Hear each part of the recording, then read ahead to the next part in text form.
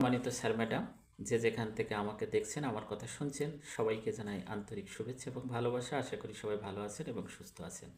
Pay scale, হ্যাঁ, বাংলাদেশের সরকারি বেসরকারি সকল কর্মজীবী মানুষের প্রাণের চাওয়া, প্রাণের দাবি বা তাদের স্বপ্ন যে পে স্কেল, নবম পে স্কেল আসবে এবং এর মাধ্যমে একটু হলেও সবাই আর্থিকভাবে একটু স্বস্তি ফিরে পাবে।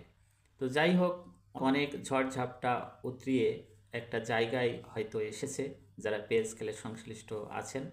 তো আমরা দেখলাম যে গতকাল একটি সংবাদ প্রচার হয়েছে এবং প্রধান উপদেষ্টার পেজে দেখলাম একটি স্ক্রিনশট সেখানে দেওয়া হয়েছে পে স্কেলের গৃহীত যে কাঠামো, বেতন কাঠামো, এবং সেখানে দেখা হয়েছে যে সর্বনিম্ন বেতন অর্থাৎ 20তম গ্রেডে রাখা হয়েছে 20,000 টাকা এবং সর্বোচ্চ 1,60,000 টাকা। আর আমরা যারা মাধ্যমিক স্তরে আছি 11তম গ্রেড থেকে সেখানে রাখা হয়েছে 25,000 এবং 10ম গ্রেডে দেখা যাচ্ছে 32,000 সামথিং। এটা যতক্ষণ পর্যন্ত কার্যকর না হবে ততক্ষণ পর্যন্ত আমাদের কাছে আসলে বিশ্বাসের জায়গাটা থাকে না।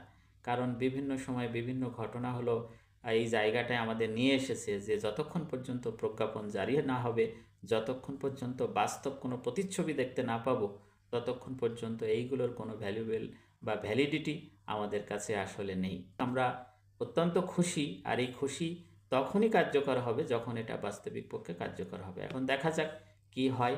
তো এই যে প্রধান উপদেষ্টা মহোদয়ের যে পেজ সেখান থেকে সংগৃহীত, এটাই দেখলাম, আপনাদের জন্য প্রদর্শন করলাম।